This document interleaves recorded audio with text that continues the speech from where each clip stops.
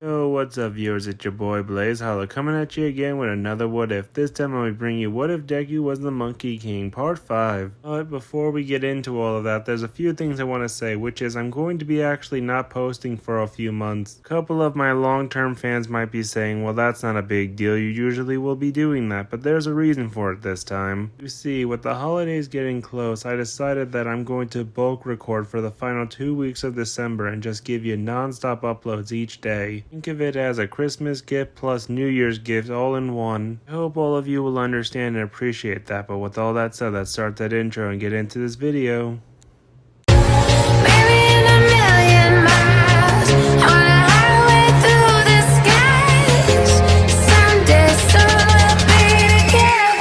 I honestly don't think you can become a hero.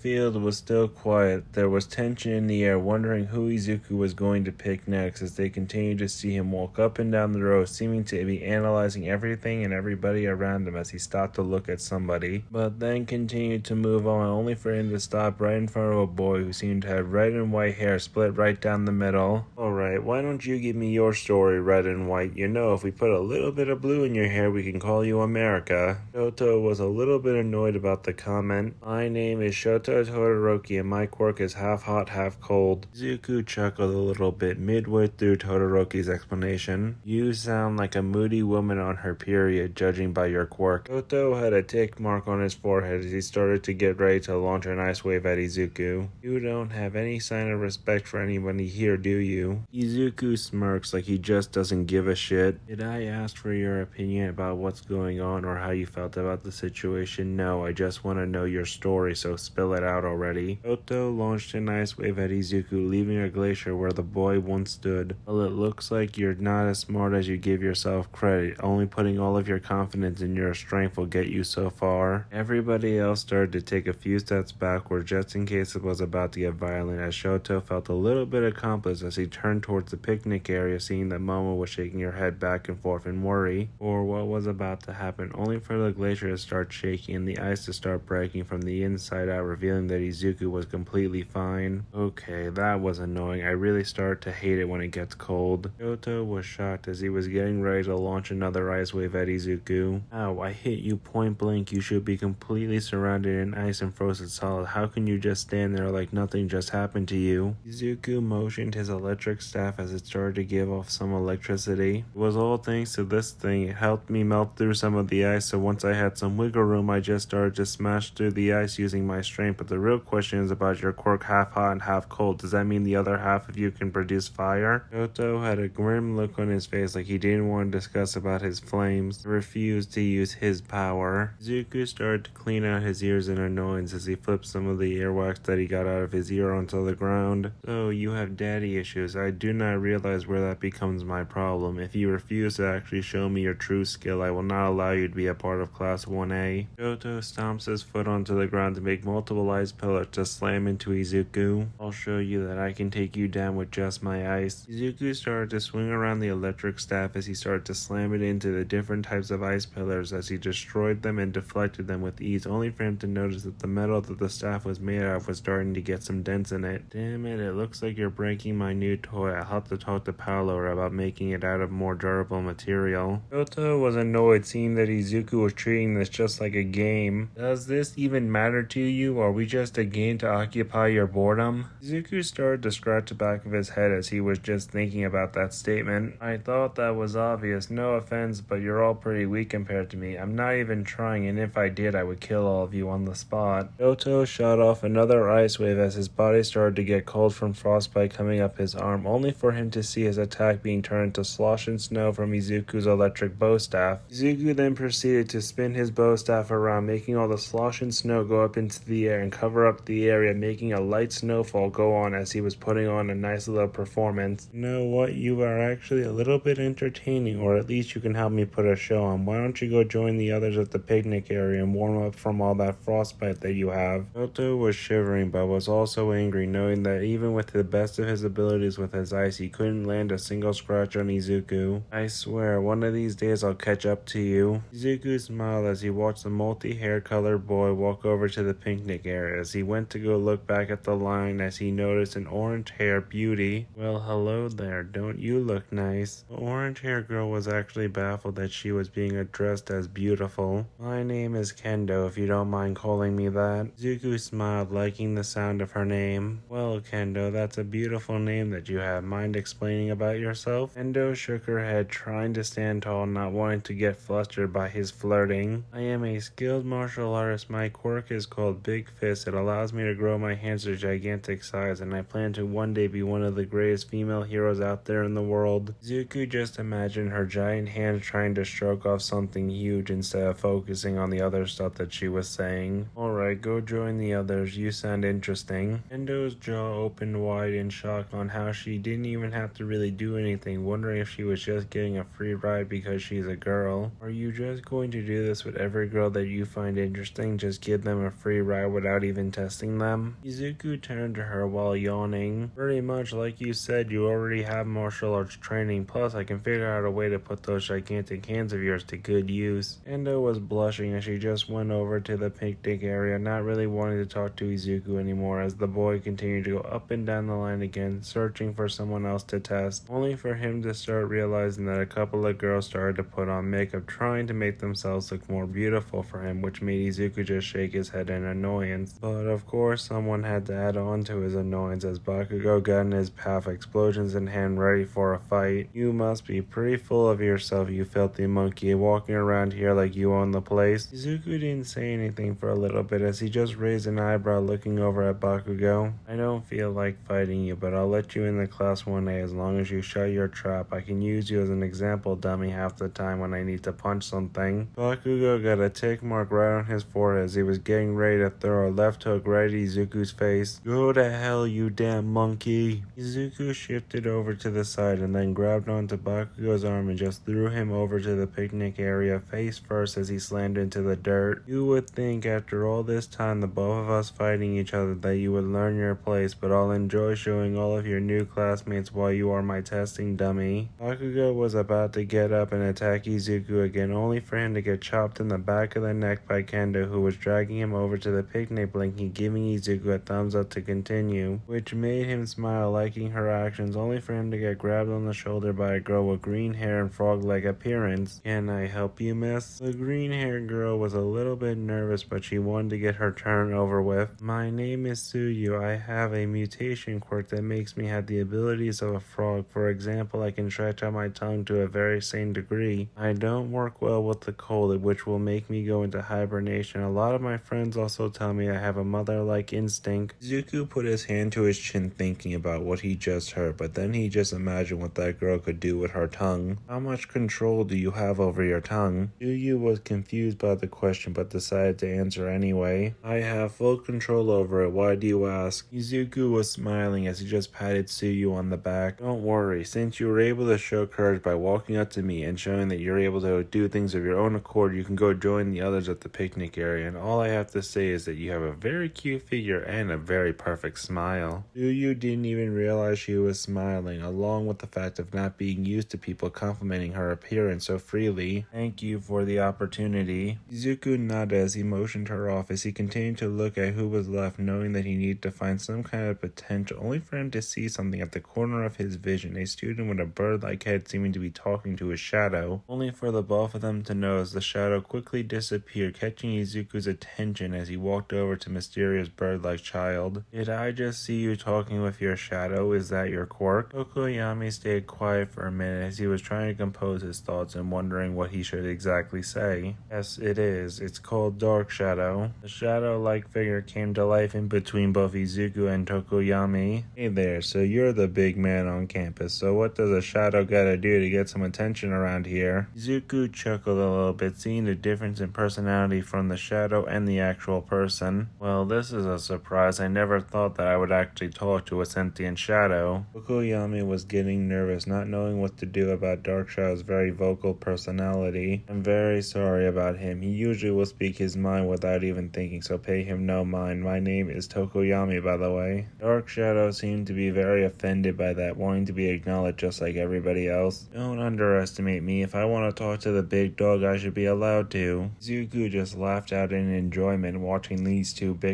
Both of you are very entertaining. I can't tell if you're each other's other half of your personality or if you're trying to be a way to express your emotions, but I want to find out, so why don't you go join the rest of your classmates at the picnic area? Tokoyami was confused, wondering why he was able to get into Class 1A only because he made Izuku laugh. Choosing not to question it, he started to go over to the picnic area, staying quiet. That's when Izuku noticed a boy playing with his hands, seeming to be spinning them like drills. Making his way over there, the guy seemed to be completely out of it, paying more attention to the rotation of his fingers, until he saw a bow staff slam down right in front of him, right between his arms, as he looked up horrified, wondering if he was about to be struck down by not paying attention. Can I help you, sir? Izuku was confused on wondering why the boy was so tense, but also was disappointed when he saw that he stopped rotating his fingers. Why did you stop rotating your fingers? Black-haired boy seemed to be worried, thinking that Izuku was taunting him or trying to ask him a dumb question, seeing how he was going to respond. To be honest, sir, I did not think you were going to pick me, so I was trying to entertain myself. I beg you, please. I do not wish to be made an example like the others. Izuku starts to look up from looking at the guy's hand so they can look each other in the eyes, as he then proceeds to put a hand on the guy's shoulder. Calm down, I'm not going to attack you. What you were doing actually caught my attention because I thought your trick was actually very interesting. Is that your quirk? Tell me about it, and give me your name while you're at it. The boy let out a massive sigh of relief, actually happy knowing that he didn't upset Izuku. My name is Shin, and my quirk is known as Jiro. It allows me to make parts of my body spin at a ridiculous rate. It's kind of like giving my kicks and punches a drill-like feature. Izuku put his hand to his chin, thinking something like that could be good for hand-to-hand training. I think I'm going to let you into Class 1A, but I want to cross fists with you. Both of us will head to the center of the track field away from everybody, and we're going to punch each other's fists. I'm going to hold one out and not strike you, but you are going to strike me with everything that you have. Shin was in shock, knowing that he actually could be a candidate for Class 1A, but he knew that he actually had to strike down the godlike being in front of him, which terrified him to his core. And what if I don't want to punch you, sir? Zuko's smile started to fade off of his face as he gave a serious look over at Shin. I wasn't asking, I was telling you. Even if you refuse, I was going to make you attack me because it's going to determine if you truly will earn your seat in Class 1A. But both of them went to the middle of the track field as Shin took a deep breath as his right arm started to spin like a drill, causing wind to go all around him. As he was stumbling a little bit like he didn't have full control over the speed, as Izuku was seeing this, he started to hold out his fist ready for the attack, hoping that this actually scratches him, as Shin started to run forward, exceeding as the wind was whooshing him around, as their fists finally met in the middle as a giant dust cloud exploded out between them. Everyone was in awe, wondering what happened. Some thought that Izuku was overconfident and finally got what he deserved. Others thought that Shin broke his hand upon impact. But when the cloud started to dissipate, revealing the silhouettes within, one was standing while the other one was on his knees. Izuku was laughing in enjoyment as he whooshed away the cloud using his hands. I actually felt that, but your attack was unstable. You lost momentum midway because of the wind current, which caused your fist to wobble and lose part of its speed. With training, I can actually help you perfect that. Shin was holding his hand, thinking that he actually might have broke it, because when his drill hit that fist, it felt like he was hitting steel that would not break or even be reshaped. I thank you for the opportunity, but I think I broke my hand. Zuko looked down on him. Let this day encourage you to do better. One day be actually able to harm me with that drill of yours. Shin held up his wounded hand with pride, getting onto his feet even though it was shaky, going over to the picnic area, not expecting Momo to have a medkit ready to bandage up his hand along with some painkillers. Zuko was smiling, knowing that his group was getting close to finish and wondering what they will become after he's done teaching them alongside these other heroes. He then turned around to look at the group of randoms, seeing who was going to take the next seat in his group, as a group of horns started to shoot at him as Izuku started to dodge out of the way of them. Even though the horns started to zip and zag, trying to strike him down, revealing that a blonde-headed girl with a very sweet smile on her face. I've been seeing you enjoy when people challenge you straight up with no fear, so I hope that you don't mind a sneak attack, but I'll give you my name as compensation. and it's Pony, so don't forget it. Izuku was intrigued seeing how confident this girl was acting like she could actually take him down. I will say you definitely have put yourself on my radar for attacking me like this, so do you mind explaining to me about your abilities? Pony could not believe that this guy could just zip around each and every one of her horns that she was launching at him and still hold a perfectly held conversation. I can't believe that you have enough speed and eye coordination to hold a conversation with me, but to answer your question, my quirk is called Horn Cannon. It allows me to shoot out multiple versions of my horn and control them like projectiles. Izuku smirked as he grabbed onto both of the horns that were trying to hit him as he just smashes them together as they fall apart into bits. Interesting, I see a lot of potential and I like your spunk, plus I would like to know if you're as innocent as you act behind those eyes. Welcome to Class 1A. Oni had the biggest smile on her face as she started to jump for joy all over the place, but once she was finished, she started to gallop over to the picnic area where everybody else was. Thank you so much, Izuku. Izuku was starting to enjoy this as his blood was pumping a little bit, but that's when something caught his ear that calmed him down, was the sound of somebody humming a lovely melody. He looked around the area and that's when he spotted her. He took one step and he flashed away. That's when he appeared right in front of the girl with earphone jacks, who nearly jumped out of her skin in fright when he just appeared right in front of her. How the hell did you do that? You were all the way over there and then you just appeared right in front of me. You nearly gave me a heart attack. Izuku was looking at her interested, but not because of her strength, not because of her words, but because of that lovely sound that she was humming about earlier. That humming that you were doing was entrancing. Do you know how to sing? If you do, tell me your name and tell me how well you can sing. The girl was still shocked, trying to calm down her heart from the sudden jump scare. Yes, I know how to sing. It's actually one of the things I'm really good at, and my name is Jiro. Why do you care so much about my singing ability? Izuku sat down in front of her with his hand on his chin. It's because even though I was in the middle of battle, so many sounds going on around me, my ears were focusing so hard to hear your lovely humming that seemed to be producing such a tune that was hypnotic. Jiro was massively confused, never hearing someone saying that her singing was able to hypnotize them. It's a lovely compliment, but I'm not here because I want to be known for my singing. I'm here because I want to become a great hero. Izuku was confused as he sprung onto his feet. Why not do both? No one said that you can't be a hero while also having a singing career. Why reject a piece of yourself? Only for Izuku to actually space out for a second, feeling like someone had said that to him before, only for him to shake his head. That was weird. Jiro didn't know how to feel about that statement. I don't know, but why did you space out there for a minute? Izuku didn't feel like addressing that question. Doesn't matter, but because your music was able to capture my ears along with my full attention, go join the others. I will learn about your abilities later. Jiro was mad as she actually had her earphone jacks ready to attack Izuku. Hey, listen, I'm not just going to allow you to let me in just because of some humming. That's disrespectful to everybody else here. You should truly test me like everyone else. Izuku was angry, knowing that she rejected the kind gift that he was trying to give her, as he started to leak killer intent as it was making everyone around them suffocate. If I give you passes where you should not deny it, I will give you a chance to get down on your knees and say you're sorry and accept my gift. If not, I will leave an impression of you on the ground right where you stand. Sero was sweating like mad as she got down on her knees as she started to feel like a god was stepping on her, showing how much of an ant she truly was compared to this person as she just pressed her face deep into the dirt. I am really sorry, Izuku. Please forgive me. I am truly thankful that you were allowing me to join the others. Izuku started to calm down with the help of Momo rushing over and hugging him from behind, which made all the killer intent disappear. Momo then proceeded to grab Jiro and carefully walk her over to the picnic area. Izuku just stood there with a mixture of annoyance and happiness. He truly was conflicted, but he didn't have time for that as he chose to close his eyes and just held out his arm in a random direction, feeling to be pointing at a guy who had tape dispensers for arms. Give your name and ability quickly. I'm starting to lose interest in doing this. The boy was still shaking after feeling that killer intent as he tried to calm himself down, but still knowing the massive difference in power between the both of them. My name is Sero and my quirk is called tape. I can dispense it out of my elbows and use it to wrap people up or swing off of things with it. Izuku really didn't see much from this guy, but then again he could say the same thing for the rest of that were remaining, so he decided to take what he could get. Fine, go join the others, but you have a lot of catching up to do in my eyes. Izuku Izuku wasn't sensing much power from the rest of the remaining students that still needed to be judged until he looked over at a girl with vines for hair that seemed to be holding up a cross while praying, so he made his way over there only for him to see that her eyes were wide open. "Oh, I'm sorry, did I draw you over here to join me in prayer? I am praying to God, but I'm also praying to a very important figure in my heart known as Buddha." Izuku went from being irritated to straight up pissed as the ground started to get indented off of his killer intent and power, causing everybody around him to feel like they were dying and wanting to get away from him as the girl started to get the look of death. "Why the hell would you pray to that cheating bastard? Something must be wrong with your head, girl. Do I need to bash it around to put it back in order?" The Vine Girl was glaring at Izuku as she allowed the cross to drop onto her chest, revealing that it was connected to a chain. But what was also interesting is that she had crosses in her palms that looked like they were tattoos or even maybe birthmarks. "Watch your tongue. I will not allow you to speak badly of the Lord, you heathen, and my name is not girl, it is Ibara." Both of these figures seemed ready to stand up for their beliefs, one with killer intent and the other one being passive. Izuku swung his electric staff right for Ibara's head as she held out one of her hands as a golden light cross appeared in front of her to protect her from harm as Izuku's electric staff seemed to shatter on impact. "Looks like the protection from my lord will keep me safe from your cheap threats and weak tools." Izuku was ready to pop a blood vessel in his forehead as he reached into his ear to pull out his true stone staff as it grew to his size. "You must truly want to die here if you're going to show me a power like that." Ibara's vine started to dig into the ground as she put her hands into a fighting stance. "So are we really about to pull out our treasures? You must really be the true stone monkey in front of me." Tomo ran in between the both of them before this could truly get any worse, knowing that if the both of them were to clash their abilities, this entire area would end up getting flattened down to nothingness. "Enough, I get that the both of you probably don't like each other, but acting this way is not going to prove the point to either of you. It's just going to end up getting people killed around you." Tomo looked Ibara dead in the eyes. "You would think that this type of idealism is the reason why you failed. Someone like you tried to fight the Monkey King just like this, so why don't you try a different approach this time?" Ibara was confused by that, then realized what she was doing, then looked over at her palms, not wanting to cause any more destruction. "I will back down if the Monkey King will back down." Izuku was still angry, ready to strike down this girl. "Give me one good reason why I shouldn't put you in an early grave." Tomo jumped into Izuku's arms, trying her best to show her tears right in front of him. "Please don't do this for me. I don't want a repeat of what happened the last time the two of you clashed." Izuku let out a sigh. Even though he wasn't happy about the situation, he did not want to make his priestess cry. "Fine, but because I don't trust you or your philosophy around school, I will be putting you in class 1A to keep an eye on you." Ibara took a bow as a sign of respect. "I look forward to maybe showing you that my philosophy isn't as bad as you make it out to be." Both of the girls started heading over to the picnic area as Izuku just picked up 2 stones and then just proceeded to close his eyes and realize where the people were as he threw one stone to the left and the other one to the right. When he opened his eyes, he then saw the person to his left who had yellow hair with a black lightning bolt on it, and when he looked to his left he saw a girl with silver hair as she seemed to be holding out her hands like a spirit would. "Both of you give your name and quirk real quick." The blonde with the lightning bolt in his hair decided to speak up first. "My name is Denki and I have an electricity quirk. I don't have much control over it, but I can get better with time." Izuku just rolled his eyes, just wanting to get this over with. "Fine, go join the others. And what about you, miss?" The silver-haired girl was caught off guard by how straightforward this was. "My name is Reiko and my quirk is known as Poltergeist. It allows me to use telekinesis on objects and even people for a short amount of time and range." Izuku thought for a moment that that ability of hers was pretty cool, but didn't really care in the long run. "Fine, go join the others." Izuku knew that there was still 1 seat left, but he didn't feel like it was worth giving it to anybody who was left here, only for him to get this menacing feeling seeming like someone was charging at him, only for Izuku to look up and notice a boy with white hair dressed in white with red bands around his clothing and crimson colored eyes with a yellow slash going down the middle. "I have finally found you, Monkey King. It's been so long. Do you remember me even in that new form of yours?" Izuku smiled like he was about to have a very exciting battle. "Don't know. Care to refresh my memory, whoever you are?" But that's where I'm gonna leave it off this time, guys. I hope you enjoyed the video and you're looking forward to all the teaser trailers that are going to be coming out soon. But with all that said, I'm out this time, guys. Bye.